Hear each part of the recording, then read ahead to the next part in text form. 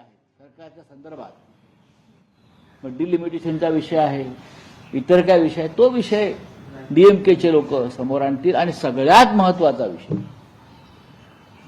ममता बॅनर्जी पश्चिम बंगालच्या मुख्यमंत्री, त्यांनी बोगस वोटर कार्ड लाखो जी पश्चिम बंगालमध्ये डुप्लिकेट वोटर कार्ड बरं का, ज्याला ECIP आपण म्हणतो, एकाच नंबरचे जो युनिक कोड ज्याला आपण म्हणतो, एकाच नंबरचे कार्ड, मतदारांची कार्ड पश्चिम बंगालमध्ये जे मतदान करणार आहेत असे लाखो झारखंड, गुजरात आणि बिहारमध्ये सुद्धा मिळालेली आहे.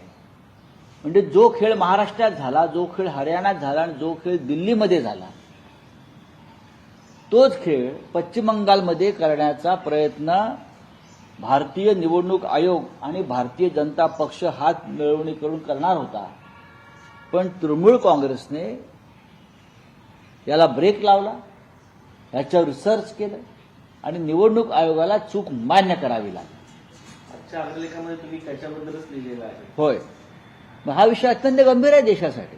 भारतीय जनता पक्ष आणि निवडणूक आयोग या एकाच नाण्याच्या दोन बाजू आहेत आणि बोगस मतदार निर्माण करून त्याच्यासाठी बोगस डॉक्युमेंट्स तयार करून हरियाणा, दिल्ली, महाराष्ट्र आणि आता पश्चिम बंगाल, कदाचित बिहार सुद्धा होऊ शकेल, या निवडणुका जिंकल्या जात आहेत. हे पुन्हा एकदा ममता बॅनर्जी आणि त्यांच्या प्रमुख कार्यकर्त्यांनी समोर आणलंय. ही बाब तृणमूल काँग्रेससह आम्ही सगळ्यांनी गांभीर्याने घेतलेली आहे आणि संसदेमध्ये याच्यावरती नक्कीच आम्हाला चर्चा हवी. राज ठाकरेंनी काल पुण्यामध्ये पक्षाच्या मेळाव्यामध्ये बोलताना एक विधान केलेलं आहे की गंगेचं पाणी म्हणजे महाकुंभमध्ये असणारं पाणी खूप घाण पाणी होतं आणि ते पाणी मला कोणतरी घेऊन आलं होतं, प्या असं म्हटलं होतं. मी कसं पेला नाही, ते प्या असं म्हटलं होतं आणि हट असं म्हटलं.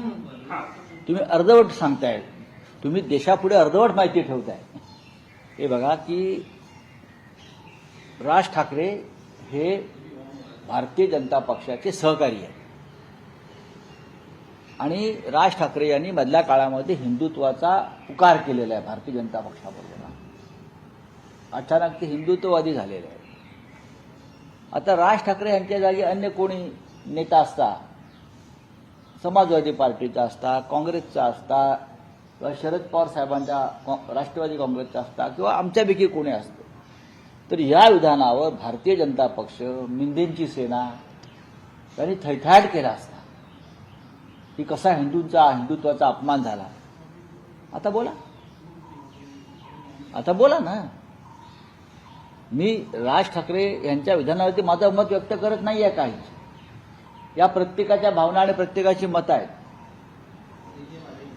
त्यांना वाटलं ते बोलले, पण दुसरं कोणी बोलले असते तर याच भारतीय जनता पक्षाच्या ढोंगी हिंदुत्ववाद्यांनी थैथाट केला असता. विशेषतः आमच्यापैकी जर कोणी असतं, काँग्रेसचं कोणी असतं, तर एवढ्याला रस्त्यावरती येऊन आमचे निषेधाचे मोर्चे काढले असते. राज ठाकरे आणि त्यांचा पक्ष हा भारतीय जनता पक्षाबरोबर काम करतोय, महायुतीबरोबर काम करतोय, देवेंद्र फडणवीस यांच्याबरोबर काम करतोय, एकनाथ शिंदे यांच्याबरोबर काम करतोय. त्याच्यामुळे राज ठाकरे यांच्या मताशी कदाचित हे दोन्ही प्रमुख पक्ष जे आहेत भाजप हे सहमत असतील. त्याच्यावर त्यांनी मत व्यक्त केलं पाहिजे. राज ठाकरेंनी भूमिका आता पुन्हा बदलली, कूच बदलताना पाहायला मिळतात, सातत्याने भूमिका बदलताना पाहायला मिळतात. आता जरा पुरोगामी भूमिका घेतलेली आहे, याकडे कसं बघता तुम्ही? काय पुरोगामी भूमिका मी का पाहिलं नाही. महाराष्ट्र हा पुरोगामीच आहे. आम्ही सगळे हिंदुत्ववादी जरी असलो तरी आम्ही पुरोगामी आहोत. आमचं हिंदुत्व हे नकली किंवा ढोंगी किंवा धर्मांधता असलेलं हिंदुत्व नाहीये. प्रबोधनकर ठाकरे, माननीय बाळासाहेब ठाकरे, बरं का, ह्यांनी जे हिंदुत्व दिलंय ते पुरोगामी हिंदुत्वच आहे. त्याच्यामुळे कोणी पुरोगामी होण्याचं आता जर बोलत असेल तर महाराष्ट्र पुरोगामीच आहे ना. सर, बीडमध्ये आंदोलन और क्या है? रवींद्र दंगेकर हे काँग्रेसमधून आता शिंदे सेनेत दाखल होत आहेत, कसं पाहताय? त्यांना शुभेच्छा आहेत.